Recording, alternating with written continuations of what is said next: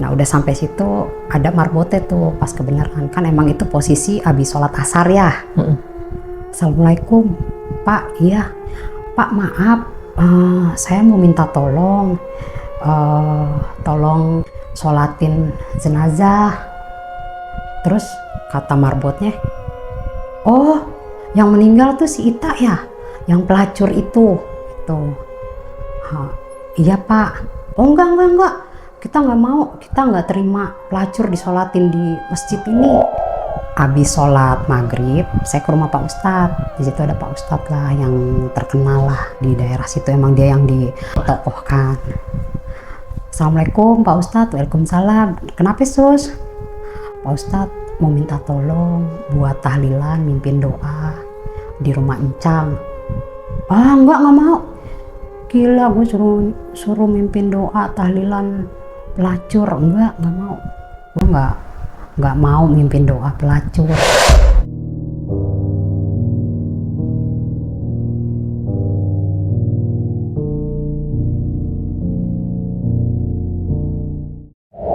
Assalamualaikum warahmatullahi wabarakatuh. Kembali lagi di Dimensi Mistik bareng gua Aris. Tapi sebelumnya di sini gue mau ngucapin terima kasih banyak buat kalian semua pastinya yang udah mampir atau mengklik video ini. Dan seperti biasa juga Dimensi Mistik udah kehadiran seorang narasumber di samping gue ini. Udah ada narasumber yang ingin menceritakan yaitu kisahnya pada saat tinggal di daerah Tangerang nih di tahun 2002. Dan narasumber ini dekat dengan seorang wanita malam nih. Dan akhirnya wanita malam ini meninggal dan arwahnya gentayangan. Seperti apa kisah lengkapnya? Jadi langsung aja kita sapa atau kenalan sama narasumbernya.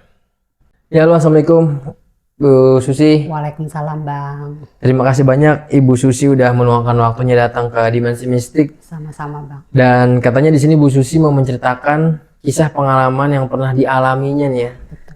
Pada saat tinggal di daerah Tangerang di tahun 2002 nih. Iya. Ini kalau boleh tahu seperti apa nih kejadian atau pengalaman yang dialami sama Bu Susi kali ini? Ya ceritanya ini saya menikah sama suami saya dan kita tinggal di daerah Tangerang di sebuah kos-kosan dan kita bertetangga dengan kan kos-kosan banyak tuh Bang, adep-adepan pintu dan kos-kosan itu sebenarnya tempat lokalisasi para pelacur atau wanita malam gitu. Dan di kos-kosan itu saya ada tetangga yang pelacur itu akrab sama saya, salah satu di antara pelacur akrab dengan saya. Dan pelacur itu meninggal dunia dan meninggalnya itu buat saya tragis ya Bang.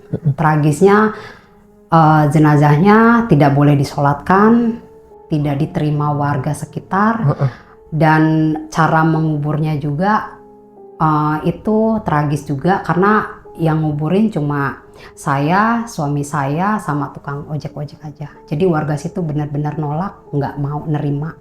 Jenazahnya sama sekali nggak diterima sama warga nih? Nggak. Dan Bu Susi sendiri nih sama suaminya yang akhirnya mengurusi jenazahnya almarhumah ini. Betul Bang. Ini kejadian di tahun 2002 Ibu ya? 2002. Ini ceritanya menarik banget nih Bu. Tapi nanti bisa kita lanjutnya di cerita lengkapnya seperti apa. Tapi di sini kita tahan dulu aja biar teman-teman penasaran ya. Baik. Ya buat kalian tadi yang udah denger kisi-kisi atau cerita pendek dari Ibu Susi barusan, dan buat kalian yang penasaran sama kisah lengkapnya, kalian tonton videonya sampai habis, jangan ada yang skip. Dan di sini gue mau infoin dulu buat kalian kalau kalian punya pengalaman horor kisah nyata yang epic-epic mau jadi narasumber juga seperti Ibu Susi di sini, bisa banget. Kalian langsung aja kirim-kirim cerita horor kalian dengan cara chat ke nomor WhatsApp di bawah ini, atau kalian juga bisa langsung aja DM ke Instagram Dimensi Mistik. Nanti semuanya gue cantumin di kolom deskripsi. Dan gue rasa cukup, gue juga udah penasaran, jadi langsung aja kesaksian horor kita mulai.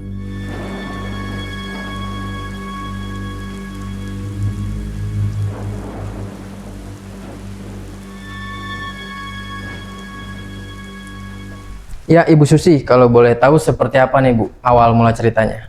Iya, cerita ini tuh Bang kejadiannya sekitar tahun 2002. Jadi cerita ini menceritakan seorang maaf Bang pelacur yang meninggal dan jenazahnya itu tidak diterima, dikuburkan lah, tidak dibolehkan dikubur sama warga sekitar gitu. Jadi awal cerita gini Bang, saya itu sama suami menikah, nah punya anak 1 nih Bang, umur 2 tahun. Kita itu tinggal di taruhlah kayak kos-kosan lah ya, tapi itu kos-kosannya itu emang agak ekstrim ya kalau menurut saya. Kayak rumah bordir gitu Bang, rumah apa, kayak Lokalisasi gitu. lokalisasi, betul. Nah, kenapa kita tinggal di situ? Karena dulu kan waktu kita menikah, kita belum ada budget lah untuk ngontrak di tempat yang lebih layak menurut kami ya. Jadi itu tuh rumah kos-kosan itu, rumah bordir itu punya temennya suami saya. Jadi temennya tuh ngomong, ya udah Dek, suami saya namanya Dede, kalau lo mau lo bisa ngekos di tempat mertua gue. Jadi yang rumah bordir itu rumah mertuanya si temen suami saya. Harganya bisa miring, ntar gue ngomong dah sama mertua gue gitu. Nah jadi untuk kita tuh namanya kita baru merayap ya rumah tangga, suami saya juga penghasilannya kecil. Jadi kita ya udah memutuskan untuk nggak apa-apa lah tinggal di situ gitu. Jadi itu kayak kamar sepetak gitu loh Bang. Emang harganya murah gitu. Cuma jujur ya kan tahu sendiri Bang, namanya rumah bordir ya kan emang sebenarnya nggak bisa buat tempatin orang normal rumah tangga kayak kita. Gitu. Hanya sepetak aja gitu sepetak aja. Nah jadi itu rumahnya dia ada 6 kamar. Kamarnya itu hadap-hadapan dan itu ada kurang lebih 4 perempuan malam gitulah, pelacur gitu. Nah saya nempatin di kamar yang paling pojok yang dekat kamar mandi karena saya pikir kan kalau yang kamar sebelah sini untuk tamu-tamu gitu kan. Emang di awal tetangga juga pada ngomong, "Sus kok lo mau sih tinggal tempat kayak gitu?" Ya karena terpaksa ya, kita budgetnya nggak ada gitu Bang, jadi ya udahlah sementara gitu. Suami kerja baru kan, udah akhirnya di situ ada 4 perempuan malam. Nah di situ yang jadi germoknya itu maminya itu yang mertua temennya suami saya nih. Mertua temennya suami Ibu Susi ini. Ya gitu. Jadi si germo ini punya anak perempuan, nikah sama temennya suami saya nih. Mereka satu pabrik Bang, kerja. Udah gitu ada 4 perempuan itu. Terus salah satu di antara mereka si perempuan ini itu sama saya tuh deket banget. Namanya Ita, Mbak Ita. Dia asal dari Jawa Timur. Pokoknya jadi di rumah itu Bang, setiap ada pelanggan apa tamu lah ya, saya bisa tahu karena kan lalu lalang ya. Dan juga ekstrimnya lagi kamarnya itu nggak ada pintu. Oh nggak ada daun pintunya nih? Nggak ada, jadi jendela aja, bukan jendela apa sorry, hordeng. Penutupnya hanya hordeng ya, aja. ala kadarnya lah gitu. Iya. Jadi ya zaman dulu kan mungkin lokalisasi asal-asalan ya, maksudnya ekstrim lah kayak buat saya apa vulgar. Iya. Jadi setiap ada tamu datang ke situ, jadi saya tahu aktivitas mereka gitu. Jadi terus kadang saya ngomong sama suami saya, Pak kayaknya lama-lama kita harus pindah deh. Gua nggak nyaman banget nih tempat kayak gini. Ya udah ntar sabar, kalau gaji udah naik mungkin kita akan cari tempat gitu. Udah singkat cerita si pelacur yang namanya Ita ini dekat sama saya, kita masak bareng, cerita apa bareng tuh Bang sama dia, pokoknya dekat. Nah adalah nih satu pelanggan yang langganan si Ita ini. Nah pelanggan ini namanya Abang, saya lupa ya karena udah lama banget, saya lupa abang siapa gitu, saya panggilnya abang-abang aja. Nah dia nih kayaknya mau serius sama Ita gitu. Si Ita cerita sama saya, "Sus, si abang ngomong sama gue, katanya gue suruh jangan ngelayanin tamu lagi karena dia mau serius nih Bang." gue mau serius sama lo, ntar lo gue tanggung dah makan apa dari gue, kata si abang. Tapi lo jangan ambil laki-laki lain nih tamu gitu, jangan ambil tamu ya, kata si Ita. Bener nggak? Tapi yang penting gue dijamin bang, kan biasanya kan gue dapat uang nih, ini lo doang nih yang ngasih gue, lo siap nggak ngasih gue buat jajan, buat ini? Iya, gue yang nanggung gitu. Nah udah, jadi si Ita tuh nggak ngambil job tamu, lagi lah ya. nggak ngambil tamu. Nah kan si abangnya juga kan sama saya akrab juga nih, karena abang tahu Ita deket sama saya. Baik tuh sama anak saya bang, anak saya sering dikasih uang jajan sama dia gitu. Terus dia ngomong, Sus tolong pantau ya Ita, soalnya dia udah janji nggak mau ambil tamu, karena gue mau serius sama dia nih gitu. Terus si Ita juga ngomong sama saya bilang, Mbak dia kan punya istri. Ya nggak apa-apa lah Sus, daripada gue kemana-mana ada yang mau serius. Gue udah ngomong sih bang, lo istri lo kalau tahu gimana ya udah ntar gampang lah gitu. Ya udah, mereka akhirnya menjalin hubungan lah tuh bang. Ita udah nggak pernah nerima tamu. Singkat cerita, si Ita hamil bang. Nah Ita hamil, Ita ngomong sama saya, Sus gue hamil. Ya alhamdulillah mbak, di umur lo yang udah segini, dia kan nama saya tuan dia ya, Allah masih kasih rezeki anak hamil, udah hamil. Nah selama hamil itu dia mah nggak pernah periksa ke dokter bang, nggak pernah periksain lah, pokoknya asal goblek lah hamilnya. Terus saya bilang, Mbak lu nggak periksa hamil ke puskesmas aja kan gratis. Enggak lah nggak apa-apa. Terus gaya hidupnya juga masih ngerokok. Kalau minum kayaknya enggak ya, dia ngerokok lah gitu. Ngerokok terus minum-minum yang kayak ada kayak Sprite, soda-soda gitu bang. Sama sekali tuh bang, sampai 9 bulan dia nggak diperiksa. Udah 9 bulan, nah kan dia waktunya lahiran nih. Pas lahiran, saya nemenin lahiran juga tuh bang. Ke rumah sakit, kita bawa ke rumah sakit. Waktu itu rumah sakit besar karena dia kan nggak pernah diperiksa di bidan apa puskesmas. Jadi kita mau ke bidan kan karena kalau orang hamil tahu-tahu udah mau melahirkan ke bidan bidan tuh agak kan kadang nggak ada data-data bang gitu. Jadi mau nggak mau kita waktu itu kita ke bidan dulu yang terdekat, kata bidannya harus dirujuk karena ini ada masalah lah gitu. Ya saya sih maklum karena dia emang nggak pernah periksa kan. Kita bawa ke rumah sakit tuh bang, gede. Nah akhirnya kata dokter ini harus dioperasi. Akhirnya dia dioperasi sesar tuh bang. Udah habis operasi sesar, itu anak meninggal bang. Anaknya meninggal. Anaknya meninggal. Kalau nggak salah sempet napes juga lah kayaknya. Maksudnya nggak meninggal di dalam kandungan gitu loh. Anaknya keluar meninggal bang. Nah kan dia disesar tuh. Terus dia dirawat tuh bang, kalau nggak salah 5 atau seminggu gitulah, saya lupa tepatnya ya. Dia dirawat bang, karena mungkin dia satu shock juga kan, anaknya meninggal. Gitu. Udah dirawat dia di situ, saya nungguin tuh sehari doang sih, karena saya ada bayi juga kan di rumah, ada anak kecil. Nah, udah dirawat dia pulang lah nih bang ke kos-kosan yang rumah bordir itu lagi. Udah pulang terus dia kok dari pas pulang dari rumah sakit itu nggak pernah keluar-keluar nih bang. Saya masuk ke kamarnya, saya sering sih masuk ke kamarnya, cuma waktu itu kan Mbak nggak apa-apa, enggak Sus, saya sering nganterin makan tuh, saya masakin kan dia. Nah terus udah 5 harian lah kalau nggak salah, dia demam bang, demam kan, saya pegang, Mbak badan lo panas Mbak, Sus perut gue sakit gitu. Coba gue cek, dasternya saya buka bang. Terus pas saya buka, astagfirullahaladzim, saya kaget bang. Jadi tuh bekas jahitannya itu kayak bernanah-nanah gitu bang, infeksi lah ya. Iya. Gitu. Astagfirullahaladzim Mbak, ini infeksi Mbak.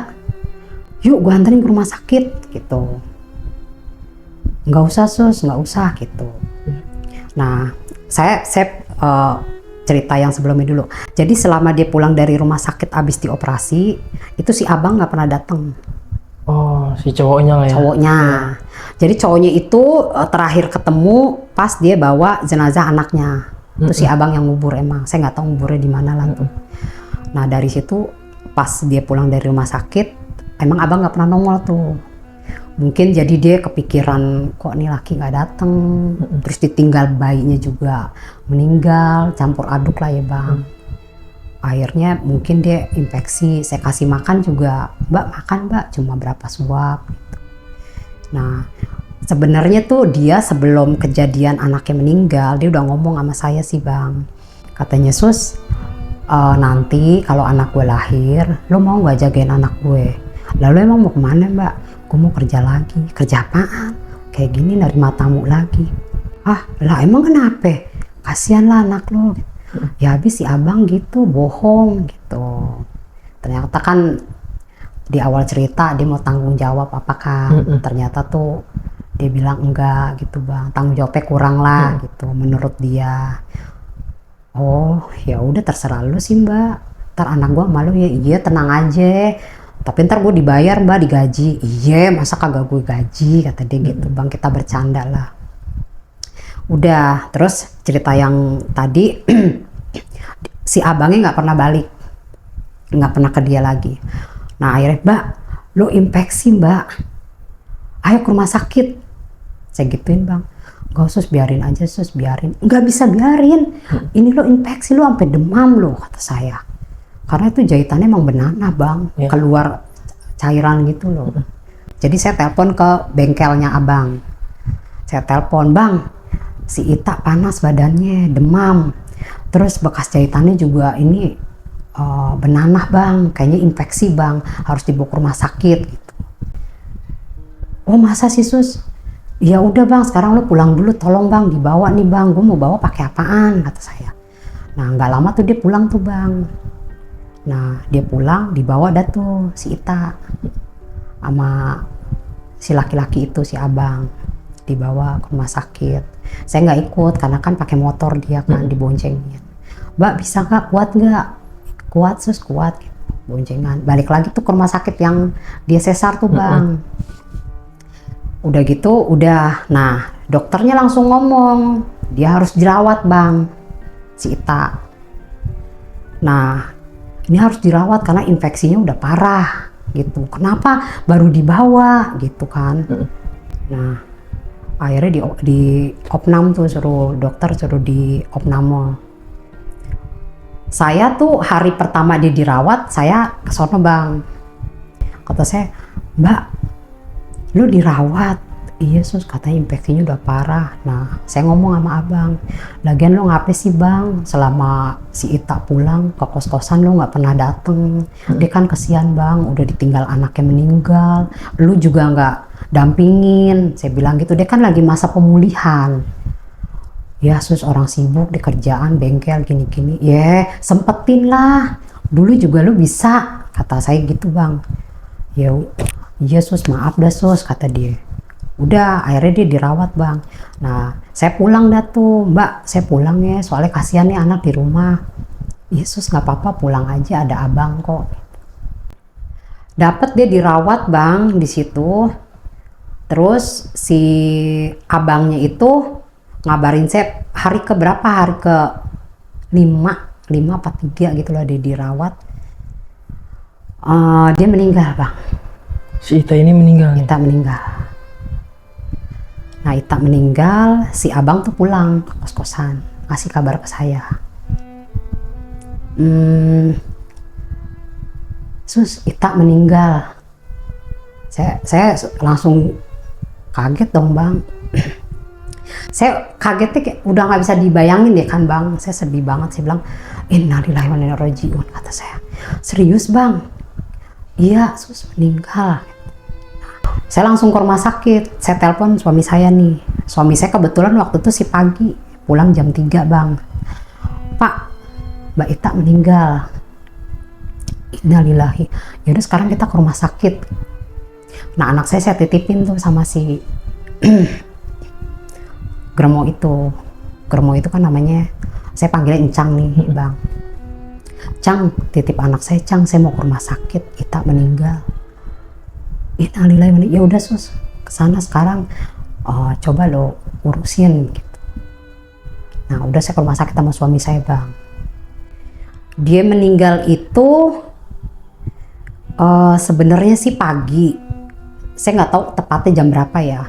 Cuma suaminya, bukan suami, lakinya ini nginfoin ke kita sekitar jam 2-an, jam 2 siang. Jam 2 siang dikasih info ke kita. Nah, saya nunggu suami saya pulang tuh jam 3, kita baru ke rumah sakit kan. Udah saya ke rumah sakit, saya urusin dah tuh. Jenazahnya kan mau dibawa pulang nih, Bang. Nah, saya tuh pulang dulu sama suami saya, kompromi sama Encang nih. Kan mesti ada rumah duka ya, Bang. Saya ngomong, Cang, si Ita nih mau gimana, Mbak Ita? Apa ntar jenazahnya pulang ke sini? Oh jangan sus, jenazahnya jangan pulang ke sini, gitu. Kata dia. Lah terus gimana, Cang? Gak usah, langsung dikubur aja. Gitu, Bang. Oh ya udah, Cang. Saya balik lagi tuh sama suami saya ke rumah sakit. Pokoknya saya bolak-balik deh. Emang jadi si Ita nih, Bang, nggak ada saudara, nggak ada siapa-siapa di Jakarta. Sendirian aja. Sendirian. Dan yang saya bingung, Bang, selama saya ngekos bareng dia nih, Bang, sampingan gitu ya maksudnya. Saya nggak pernah ngelihat ada saudaranya datang, apa temen. Udah dia kayak hidup sendiri aja. Terus identitas juga pas dia meninggal kan di rumah sakit pasti kita ada identitas kan, Bang. Itu KTP aja nggak ada, Bang. Nggak punya sama sekali identitas? Nggak ada. Makanya saya keder kan ya. Saya taunya dia nggak punya KTP pas yang meninggal dibutuhkan. Nah tapi kan si abangnya ini kan dia asli orang situ, mungkin dia ngomong kali sama dokternya apa jaminan, saya nggak paham lah ya. Dia ngurus dia tuh. Udah akhirnya saya ngomong sama Encangnya, nggak boleh jenazahnya ke rumahnya dia. Ya udah, akhirnya saya ngomong lagi sama abang, balik lagi ke rumah sakit saya. Bang, kata Encang nggak boleh bawa ke rumah. Terus gimana sus? Ya udah, mau nggak mau mandiin di sini, dikafanin, langsung dikuburin gitu. Nah pas kita tahu kabar meninggal, suami saya tuh langsung gercep ngurusin ke pemakaman gitu. Karena kan kita juga mau nunggu siapa, dia nggak ada keluarga kan, Bang, gitu. Jadi langsung kuburin aja. Nah udah dari jam 3 itu laki saya langsung ngabarin ke pemakaman kan, langsung gali kubur lah, minta tolong. Udah mereka ngurusin kuburan tuh, yang gali kubur, saya sama suami saya balik lagi. Udah rapi dong, dikafanin apa, pakai ambulan lah tuh, Bang. Kita pulang.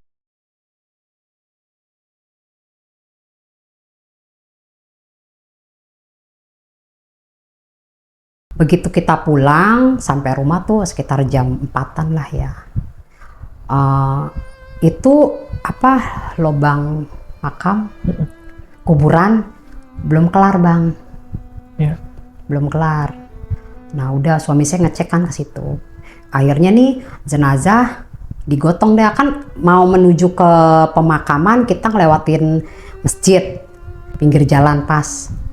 Nah saya ngomong sama suami saya nih, Pak, jadi ini ambulan tuh minggir. Karena kan bingung mau kemana, nggak ada rumah duka, Bang, ya kan?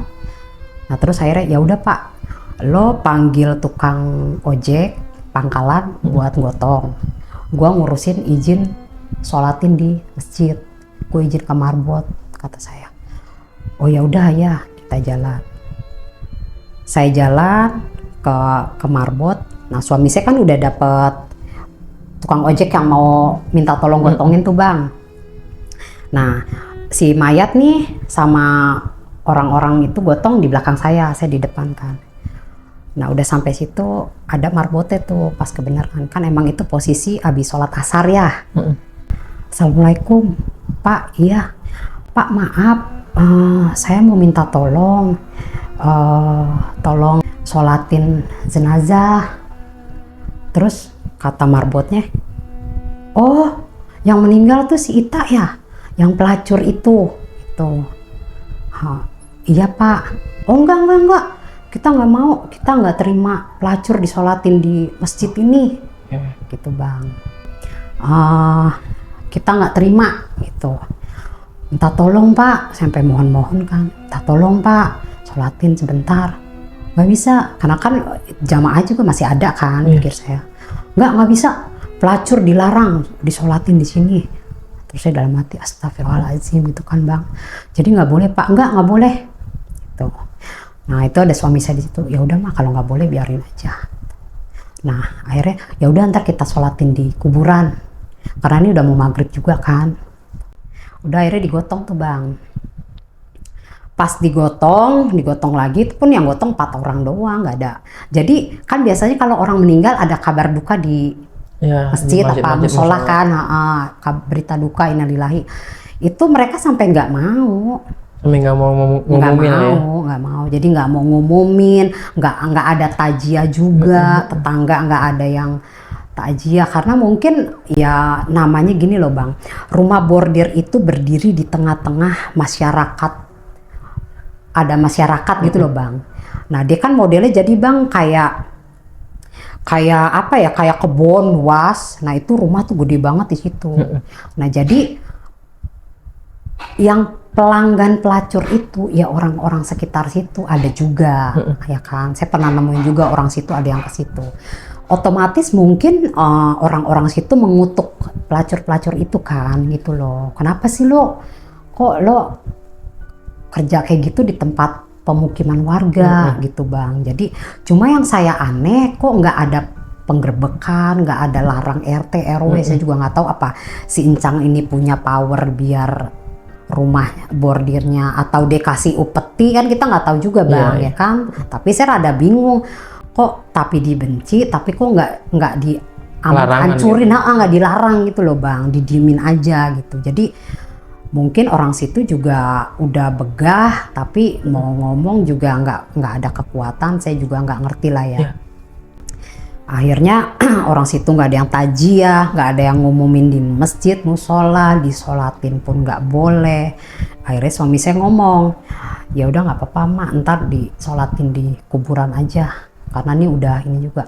Nah pas mau digotong bang, pas berdiri lagi kan tadinya jenazah di bawah tuh ditaruh. Pas berdiri lagi, itu tahu-tahu bang, itu angin kencang bang. Angin kencang banget, sama gerimis gitu ya. Kencang muter. Itu nggak ada tanda-tanda, tahu angin kencang bang. Seketika aja lah. Seketika, saya juga bingung lah kenapa ini. Nah, kain tutupan keranda itu sampai terbang bang. Oh, sampai kesikap lah ini. Kesikap, karena anginnya kencang banget kan. Nah terus juga itu kan kerandanya udah sempoyongan kan, yang gotong udah hampir mau jatuh kan. Terus saya kata saya gini, astagfirullahaladzim ini ada apa ya? Kan jadi saya kayak sedih gitu ya bang. Sedihnya ya Allah udah nggak boleh disolatin. Terus ini ada apa nih, angin kenceng tiba-tiba gitu bang. Kayak bener-bener ya maaf ngomong kayak penolakan banget gitu bang. Udah akhirnya terus suami saya ngomong, mah udah pulang aja, biarin ini yang ngurusin pemakaman gua sama orang-orang ojek, kasihan anaknya di rumah. Nggak apa-apa pak, udah nggak apa-apa, ini udah mau maghrib juga, ini angin kencang banget, dikit lagi hujan deras ini. Nah emang itu udah habis angin kenceng, orang-orang itu sempat berhenti tuh, saya lihat berhenti dulu karena kan nggak bisa jalan bang, kelawan sama angin kan. Gak lama hujan, saya lari dah. Kan karena masjid itu dari masjid sama tempat kos-kosan saya nggak terlalu jauh banget. Akhirnya saya lari pulang, emang nggak lama tuh hujan gede bang. Udah, saya di rumah dah sama anak saya. Terus si Incang nanya, gimana sus? Cang, astagfirullahaladzim Cang, masa ini mayat nggak boleh disolatin? Nggak boleh Cang, ditolak, saya udah izin sama marbot. Masa sih sus? Demi Allah Cang, saya sampai sedih gitu ya bang. Ya Allah kasihan amat ini jenazah. Udah saya di rumah, suami saya ngurusin. Suami saya pulang lah nih habis nguburin. Pas maghrib itu bang, azan maghrib, ceritalah suami saya, tahu nggak mak tadi pas lo pulang kan nih kita ke kuburan, itu langsung hujan deras bang, hujan deras. Jadi posisi tuh basah dong jenazahnya gitu. Udah hujan gede, terus tahu nggak mak, kuburannya tuh belum jadi. Belum ada sama sekali nih, lubangnya belum siap. Ada, mereka udah coba 3 kali. Iya. 3 kali ngegali nih bang. Yang pertama katanya batu terus nih. Jadi batu gede-gede, baru berapa meter peletok, jadi batunya gede nggak bisa. Terus yang kedua banjir, airnya keluar air terus. Nah yang ketiga nih udah yang terakhir, di pojok bang, di paling pojok. Terus kata suami saya, ya udah Pak nih gimana Pak, jenazahnya udah dari tadi nih, kan ditaruh kan bang di tanah, nungguin. Kan gini loh bang, biasanya tuh kan jenazah, lobangnya kan nungguin jenazah. Kalau ini terbalik bang, jenazah nungguin lobang. Ya kan bang, kan karena lobangnya belum jadi. Akhirnya yang terakhir ngomong sama suami saya, bang ini yang ketiga kali, kalau ini enggak kita nyerah, ini masalahnya hujan gede dan udah mau maghrib juga nih jatuhnya. Ya udah nggak apa-apa, tapi ini agak-agak banjir gitu, tapi ini mending dibanding yang kedua tadi. Ya udah nggak apa-apa, kita belesakin aja kali ya gitu bang. Akhirnya mau nggak mau dipaksain tuh bang, ada air, ada ngembang-ngembang air lah. Terus kata suami saya udah akhirnya ini karena udah pada capek mak gini-gini. Nah kata tukang ojek salah satu ngomong gini, bang ngapain ngegalinya di pojokan sono banget, nah ini luas bang, lo enak ngegalinya. Ah enggak, tadi nggak ada, gue baru ngelihat yang di pojok sini ada nih, gue dari tadi nyari-nyari nggak ada, katanya gitu bang. Padahal ada tuh bang di agak tengah, agak legaan lagi. Ngapain dia nyarinya pojok yang kayak saluran air mungkin ya. Ya Allah tadi gue, ya udahlah, ya kan mau gali lagi, udah mereka udah nggak berdaya, capek bang, udah capek, terus hujan mau maghrib pula. Akhirnya ditaruh dah tuh mayatnya, dipaksain tuh bang. Udah kata suami saya, ya Allah mah apa ya, sedih banget gitu kata suami saya, kok sampai segitunya ini jenazah gitu. Udah singkat cerita, terus kan malamnya kalau orang habis meninggal tahlilan ya bang. Habis sholat maghrib, saya ke rumah Pak Ustadz. Di situ ada Pak Ustadz lah yang terkenal lah di daerah situ. Emang dia yang ditokohkan. Assalamualaikum Pak Ustadz. Waalaikumsalam. Kenapa sus? Pak Ustadz mau minta tolong buat tahlilan, mimpin doa di rumah Encang. Ah enggak mau. Gila, gue suruh mimpin doa tahlilan pelacur. Enggak mau. Gue nggak mau mimpin doa pelacur. Iya. Kata dia gitu bang. Terus minta tolong Pak Ustadz, nih kan malam pertama banget gitu kan. Nggak bisa, nggak mau gini-gini gitu. Beneran Pak Ustadz nggak mau, saya sampai ngomong berkali-kali tuh bang. Nggak mau. Nah ya udah, saya pulang tuh bang. Nah saya ngomong sama Encang, Cang, Pak Ustadz nggak mau nih Cang. Ya udah sekarang gini aja Cang, kita panggil tukang ojek aja, temen-temennya laki saya, sama kita patungan. Kan biasanya kalau orang tahlilan tuh ada makanan ya bang. Udah seadanya aja Cang, saya patungan tuh sama Encang itu tuh. Beli kacang dah bang sama kopi, asal ada buat orang minum kan. Ya udah nggak apa-apa sus, saya patungan sama dia tuh bang. Kita beli kacang tuh bang, yang isi 1 bal gitu. Kacang doang deh bang, sama kopi sama air aqua gelas, udah itu doang. Ya udah nggak apa-apa. Nah Pak Ustadz nggak mau, nggak apa-apa Cang, kita sama orang-orang ojek. Yang penting ada pengajian aja di sini. Saya bilang gitu bang. Ya udah nggak apa-apa sus. Gitu. Nah malam besoknya istrinya Pak Ustadz tuh kesurupan, ngecepres apa ya, ngomongnya gitu loh, ngelantur ngomongnya, minta lo harus ngajiin si Ita gitu, tolongin tuh Ita gitu, lo harus ngajiin, kasih. Dirasukin sama arwahnya Ita atau gimana nih? Mungkin ya, saya juga nggak tahu, pokoknya bahasanya dia gitulah, si istrinya tuh dimasukinnya ya, lo harus tolongin Ita pimpin doa gini-gini gitulah. Saya juga kan nggak ada di situ kan, dengar cerita dari orang aja. Nah malam kedua Pak Ustadz datang tuh tahlilan, dia mau tuh. Terus saya ngomong, Pak Ustadz saya nggak bisa ngasih banyak-banyak, ala kadarnya, soalnya si Ita juga nggak ada saudara, kan kita bingung. Nah waktu si jenazah luntang lantung Bang, saya kepikiran tuh gini, kalau seandainya dia ada saudara, saya mendingan suruh ngurus saudaranya Bang, karena kan kasihan Bang, kasihan banget Bang, sumpah saya jujur demi Allah saya sedih gitu loh, ya Allah kok nih nasibnya gini amat gitu loh Bang, sampai Pak Ustadz aja nggak mau. Nah udah dia ngajiin tuh Bang Pak Ustadz, karena istrinya kesurupan, tapi semalam doang, besoknya nggak ada lagi dah tuh. Nah udah, nah malam ketiganya saya diimpiin, didatengin sama Ita.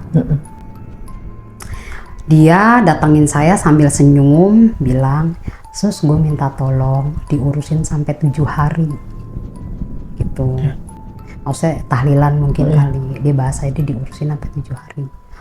Iya Mbak gitu, saya jawabnya iya Mbak. Udah, nah saya cerita tuh sama si Encang. Encangnya juga dia kan germonya ya, waktu si Ita kerja kan dia pasti dapat uang hasil dari dia kerja itu ya kan Bang. Tapi saya lihat tuh dia nggak ada tindakan apa-apa gitu loh. Harusnya kan dia kasih, kan namanya dia orang situ, dia bisa lah tahu ngomong lah ya kan ke Pak Ustadz. Ini dia nggak mau saya ngurusin semua. Sedangkan saya juga kan orang perantauan, ya kan. Pikir saya kalau si Encang yang ngomong, Encang kan orang asli situ, mungkin lebih didengar. Cuma si Encangnya ini nggak mau. Ya udah mau nggak mau saya ambil alih tuh Bang. Dia juga menurut saya dia kejam juga gitu ya, namanya germo lah ya. Udah kayak gitu udah tahlilan tuh Bang terus. Nah saya ngomong sama Pak Ustadz saya nggak bisa ngasih banyak ya, saya duitnya juga nggak ada. Karena kan gini Bang, di daerah sana itu, daerah Tangerang ya, orang ngajiin itu diduitin gitu, ada budgetnya. Oh iya. Ya, jadi kayak mereka tuh punya kelompok, Pak Ustadz ini punya kelompok nih, misalnya anak buah 4 apa 5 orang. Nah, ada yang meninggal nih, kalau yang meninggal bukan pelacur ya, normalnya orang, mereka panggil seminggu di ngajiin tahlilan berapa. Oh ada budget tersendiri. Ada budget, makanya kalau orang yang nggak punya duit meninggal itu sedih. Iya. Di situ Bang, karena nggak mungkin mau nggak ngajiin, ya kan. Apalagi dia tahu pelacur ya kan. Nah itu dia mau ngajiin karena istrinya kesurupan. Ya udah nggak apa-apa Sus, gua ngajiin. Tapi sampai seminggu aja ya. Itu pun ngajiinnya nggak sampai pagi, nggak, tahlilan doang, mimpin doa. Sebentar doang Bang, ada sejam lah. Nah di sono gitu Bang, diduitin.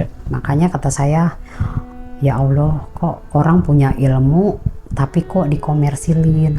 Kan sedih yang orang nggak punya duit ya kan Bang. Udah seminggu. Nah saya udah diimpiin udah seminggu lah. Nah udah seminggu gitu Pak Ustadz kan udah nggak ngajiin lagi nih Bang. Nah saya ngomong sama Encang, Cang kita mau ada 40 hari nggak? Nggak usah Sus, udah seminggu aja gitu. Itu pun seminggu orang yang datang ya tukang-tukang ojek Bang. Kalau warga situnya nggak mau. Sama sekali nggak ada warga yang datang ke acara pengajian? Nggak ada. Ya. Jadi emang benar-benar itu si Ita itu benar-benar ditolak sama warga situ. Gitu. Nah, terus udah kayak gitu, udah dapat seminggu, saya diimpiin lagi, didatengin lagi nih sama Ita. Dia kayak jadi gini loh Bang posisi, ini jalan raya. Ini jembatan, seberang jembatan itu rumah bordirnya. Nah di bawahnya ini kali. Nah orang-orang warga situ tuh kalau nyuci di kali itu, karena ada dibikin unjak-unjakan buat mereka duduk kan. Itu emang kalinya buat nyuci warga di situ. Nah jadi ini ada jembatan, jadi di impian saya tuh si Ita tuh berdiri di kali, dia sambil senyum ke saya, makasih ya Sus, gitu doang. Ya mungkin udah seminggu kali, Ya. pikir saya. Tapi dari situ Bang, dan si laki-laki itu, si abang-abang itu juga nggak datang. Nggak pernah muncul nih. Nggak pernah, kan bener-bener ya. Iya. Dia nggak pernah datang selama 7 hari itu, dia nggak pernah datang sama sekali. Nah, abis setelah 7 hari, si Ita ini gentayangan lah Bang.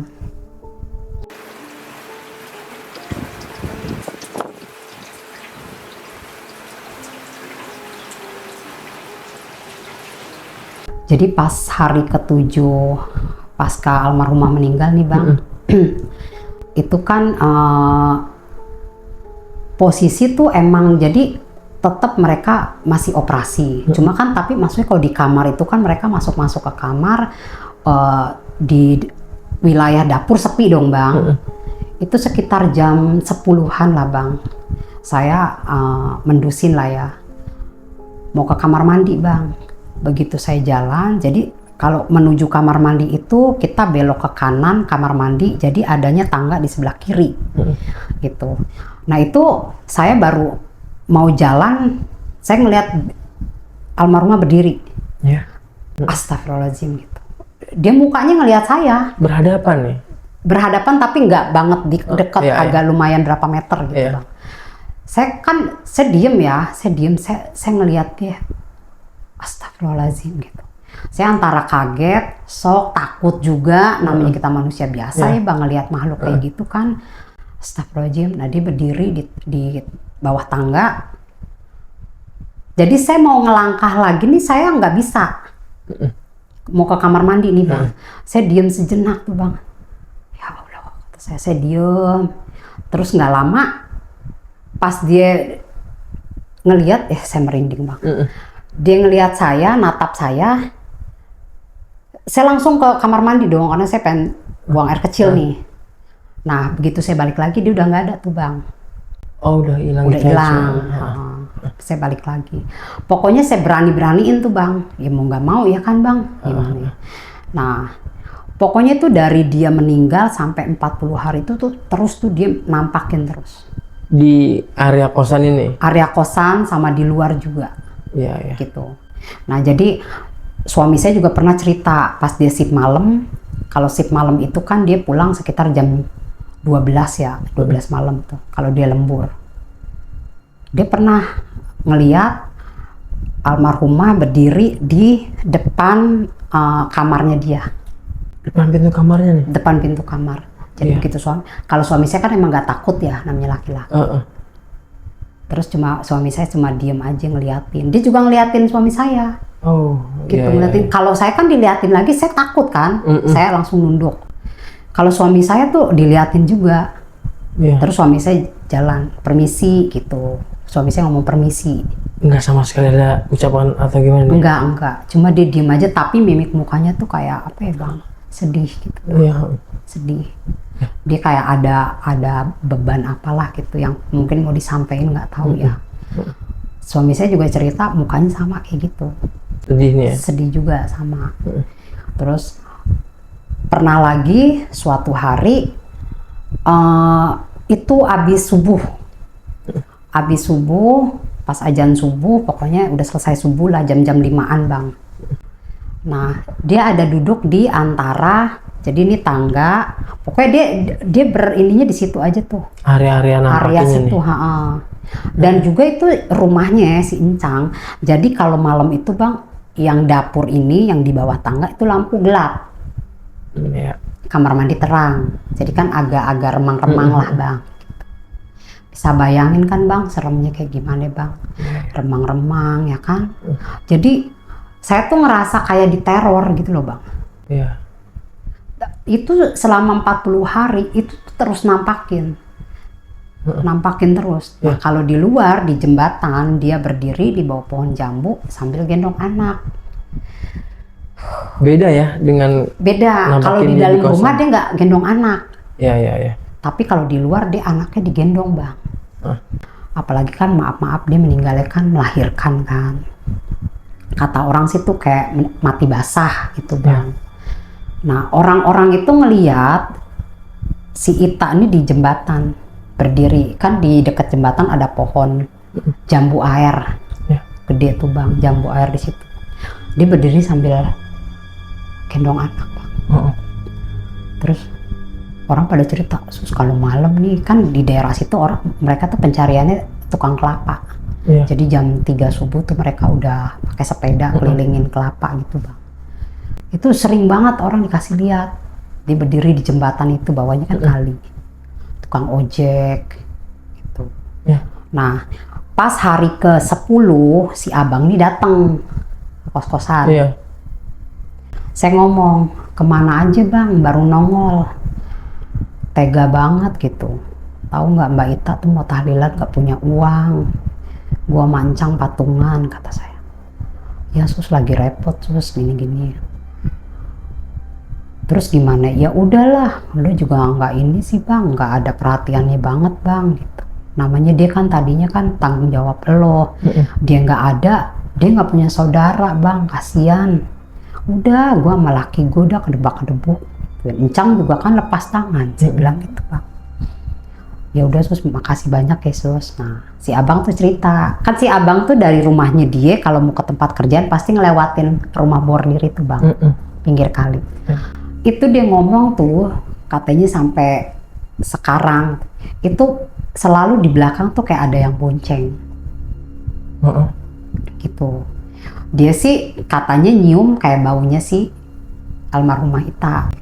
Sama bang, di sini juga enceluk-encelukan aja Mbak Ita. Kesian tahu bang, saya gitu. Iya susku juga tiap lewat kalau mau pulang, dia bilang kan kalau pulang malam. Itu tuh di belakang kayak ada, kan kita berasa kalau naik motor ada yang bonceng kan berasa ya bang. Itu berasa kayak ada yang bonceng gitu. Tapi gue nggak berani ngeliat ke belakang. Tapi dia berasa, dan dia nyium baunya tuh kayak bau Mbak Ita. Khasnya almarhumah ya? Khasnya kan dia tahu lah baunya dia. Terus saya bilang gini, ya dia tuh kecewa bang sama lo, marah sama lo. Dia mungkin mau nagih, apalah lu pernah janji apa sama dia. Kan sebelum dia meninggal juga dia ngomong sama gue, dia mau balik lagi kerja jadi pelacur. Terus saya bilang, kenapa mbak? Lah si abang tukang bohong, sus ngomongnya di awal gini ternyata bohong. Dia sebelum meninggal bang, anaknya suruh saya yang ngomong bang. Tuh dia marah bang sama lo, makanya dia bonceng-bonceng lo, di, apa namanya, dia ada di belakang lo terus gitu. Ya aku minta maaf sus, ya orangnya udah nggak ada, saya gituin kan, percuma bang. Nah itu dia sampai ada 40 harian lah tuh bang, setiap malam dia nongol itu bang. Gentayangan di sekitar rumah-rumah warga nih? Rumah sama di jembatan, udah situ aja. Di rumah bordir, kalau rumah bordir kan kita yang lihat. Itu dia celuk-celukan aja bang. Gitu kan, dia rambutnya panjang ya bang. Diriat gitu. Terus di jembatan ya warga yang lihat karena kan di luar dari rumah. Kalau saya sih di jembatan nggak pernah ngeliat karena kan posisi malam ya. Saya kalau malam kan udah di dalam, tapi di dalam saya ngeliat. Di dalam kosan ini? Iya. Dia ada terus tuh bang. Jadi saya tidur pun perasaannya dia, muka dia tuh ada di mata saya bang. Jadi saya ya lama-lama saya takut juga ya bang. Saya takut, saya ngomong sama suami saya, kalau kan suami saya kerja pabrik sip-sipan ya. Kalau pas dia sip malam tuh saya PR banget bang. Kalau dia pulang jam 3, saya mending malam tidur ada yang nemenin suami saya. Nah yang saya heran bang, pas kasih Ita meninggal pun itu ya mereka pokoknya libur kayaknya sampai 7 hari doang dah. Si pelacur itu bang. Selanjutnya ya mereka operasi lagi. Tetap nih ya? Tetap. Kan makanya saya bilang si Encang ini nggak punya otak gitu loh bang. Nggak punya hati nurani gitu loh. Istilahnya saya aja masih berduka bang, ya kan ada yang meninggal gitu.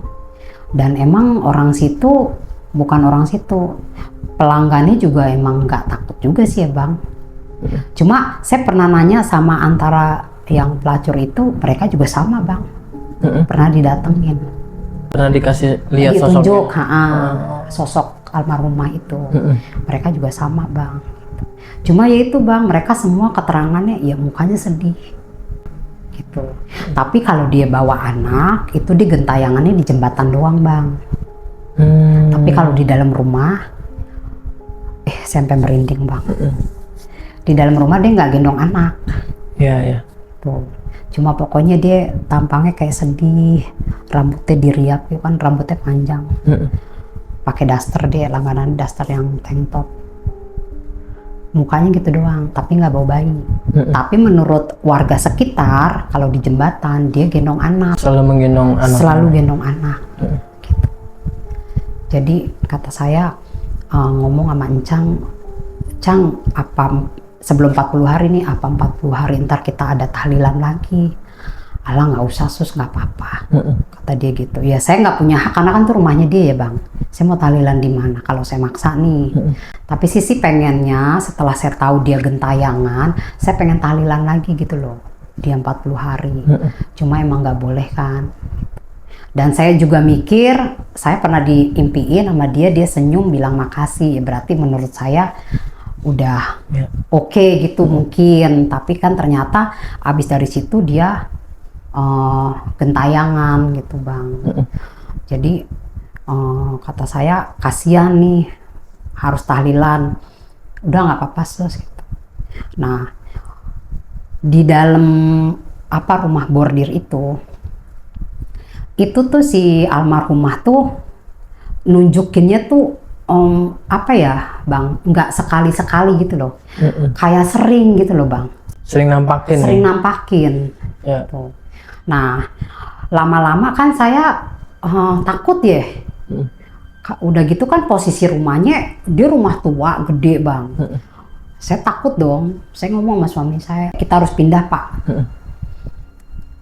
Karena gue nggak bisa di sini terus. Terus gue asal setiap tidur tuh mukanya dia kayak nempel. Seakan-akan membayang terus ya? Iya, jadi kayak nggak bisa lepas dari sekalipun saya merem, Bang, dia kayak ada, gitu loh. Nah akhirnya suami saya juga kasihan sama saya, kita pindah tuh, Bang. Pindah, ngontrak lah kita, agak lumayan jauh lah dari situ. Nah dari situ tuh saya tuh alhamdulillah sama suami rezeki tuh ngalir gitu loh, Bang. Tadinya saya yang buat ngontrak aja nggak mampu, Bang. Padahal kan zaman itu 2002 itu namanya kampung ya, Tangerang itu kontrakan murah, Bang. Tapi saking kita nggak punya duit, kita nggak mampu kan. Alhamdulillah suami saya kerja lancar. Suami saya posisi diangkat jadi kepala bagian lah gitu. Tadinya kan pegang mesin jadi kepala bagian, lemburan. Kita yang tadinya nggak punya kasur, kita beli kasur, beli TV. Pokoknya alhamdulillah rezeki ada aja nih. Rezeki ada aja, datang aja ya? Datang aja gitu, alhamdulillah. Karena saya ngomong gini, saya cerita sama teman saya, ya mungkin sus karena lo pernah berbuat baik sama siapa kali. Ya kalau saya kan berbuat baik nggak mikir-mikir, nggak diinget lah ya. Nggak diinget-inget. Nah dari situ alhamdulillah tuh, Bang. Nah dari semenjak itu juga saya udah jadi gini, Bang, bukan saya ngelupain Mbak Ita ya, saya sih nggak akan lupa, sampai saat ini pun saya masih ingat ya. Cuma maksudnya gini loh, saya nggak mau dengar cerita lagi tentang di rumah bordir itu loh gitu, karena menurut saya pernah ada di dalam situ itu buat saya sesuatu yang konyol ya, karena itu kan tempat pelacur, ngapain saya tinggal di situ, kayak gitu-gitulah, Bang, kayak penyesalan lah. Jadi saya nggak mau ingat flashback ke situ lagi. Cuma yang terakhir saya dengar cerita dari warga situ, emang si almarhumah Ita masih ada di jembatan itu. Masih sering nampakin. Gitu. Iya. Dan saya juga nggak pernah ke rumah encang-encang itu lagi. Udah nggak pernah datang lagi nih ke kosan ini? Iya. Karena saya juga takut saya ketemu ditampakin juga, kayak parno aja gitu loh, Bang. Ya, intinya udah melupakan lah ya. Udah lupa, karena ya kalau ditampakin saya tuh sedih banget gitu loh. Terus dia kok nampakin terus, kayak orang kan kayak gentayangan, katanya arwahnya nggak diterima lah, katanya gitu. Opini masyarakat ya? Opini masyarakat, kayak gitu, Bang. Jadi ya ceritanya kayak gitu, Bang. Tapi nanti mungkin bakal kita lanjut lagi ya, Bu Susi, di sesi pertanyaan aja ya. Betul.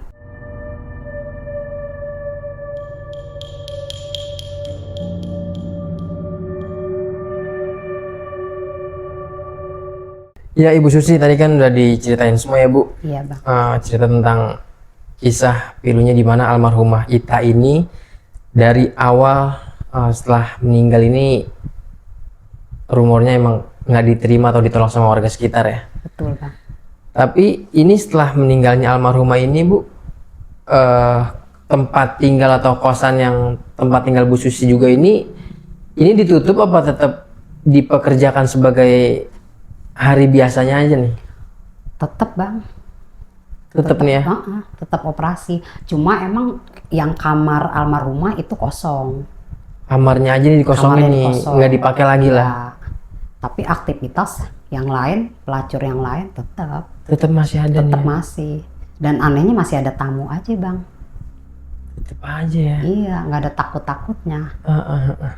Dan ini memang sosok dari almarhumah Mbak Ita ini sama sekali nggak ada keluarga yang datang atau memang nggak memiliki keluarga nih? Saya nggak tahu, cuma saya taunya dia asalnya dari Jawa Timur. Tapi dia emang nggak pernah cerita banyak tentang keluarga. Gitu. Cuma emang kan dari logat bicaranya dia emang medok Jawa. Terus dia pernah ngomong dari Jawa Timur, tapi saudara apa sama sekali nggak ada. Sama sekali nggak ada. Nggak ada kontaknya apa. Kalau ada mungkin waktu dia terombang-ambing tuh jenazahnya mungkin saya anterin ke saudaranya. Iya. Jadi sama sekali dia kayak hidup sebatang kara. Iya. Kayak hidup sebatang kara. Nggak pernah ada curhatnya gitu sama Bu Susi? Enggak, dia bener-bener nyimpen rahasia dia banget. Kalau untuk pribadi keluarga, dia nggak ada cerita. Mungkin ini mah cuma pemikiran saya. Mungkin dia ada problem keluarga dan dia nggak mau cerita ke saya apa gimana. Disimpan sendiri. Disimpan sendiri. Gitu. Tapi semasa hidupnya bersosialisasinya nih sama almarhumah Mbak Ita ini nyambung gitu ya? Saya apa warga sekitar Sama Ibu Susi? nyambung. Biasa aja enak gitu ya? Enak, baik orangnya. Terus orangnya juga dermawan gitu loh Bang. Kalau ada rezeki saya sering Sering dikasih. sering kasih anak saya tuh terutama yang buat jajan. Terus kadang kalau lagi saya nggak ada duit, Mbak Ita nggak ada duit, udah nggak usah sedih, masak, kita belanja, masak bareng sama dia. Baik lah orangnya. Baik. Ini. Baik. Terus orangnya tuh sumeh tuh apa ya? Senyum terus gitu loh. Orangnya ramah. Ya. Ramah orangnya. Tapi si almarhum Mbak Ita ini nggak pernah cerita nih sama Bu Susi ini, maaf kalau misalkan kayak, oh dia ngambil pekerjaan seperti ini, nggak pernah ada curahan hati nih? Nggak pernah, dan saya juga nggak pernah nanyain itu ya. Cuma saya pernah nanya satu pertanyaan ke dia, pertanyaan konyol sih ya buat saya. Saya nanya gini, karena kan tuh saya bingung ya yang ada di otak saya nih gini. Mbak, maaf ya saya mau nanya, itu kalau jadi terima tamu, kan kadang mereka terima tamu Bang ada 4, 5 ya kan? Apa lu nggak sakit kata saya? Karena kan yang ada di otak saya, kita rumah tangga ngelayanin satu suami aja kayaknya kalau lagi males capek, males gitu kan Bang. Ini lo sampai 5, kadang 4, 6 semalam Bang. Gimana tuh Mbak? Sakit nggak? Capek nggak? Nah terus dia ngomong, ya enggak Sus, karena kalau cewek begini kan pasang susuk. Oh, susuk penglaris. Saya nggak tahu susuknya taruh di mana ya, saya nggak ngerti lah penglaris apa mungkin ya. Jadi dia bilang pasang susuk itu, jadi tuh pelanggan cara ngelayaninnya nggak sama kayak suami, beda gitu loh Bang. Ya, dia ceritanya cuma sampai di situ tuh. Iya, situ doang. Tapi kalau untuk nanya, Mbak lo kenapa pilih kerja kayak gini-gini? Enggak, karena menurut saya privacy ya. Jadi saya nggak mau ke arah situ. Dan dia juga kayaknya tertutup nih untuk dia tertutup, betul. Privasinya seperti apa nih ya? Keluarganya kondisinya seperti apa? Saya juga nggak tahu dia udah menikah kah di kampung atau gimana, saya juga nggak paham lah.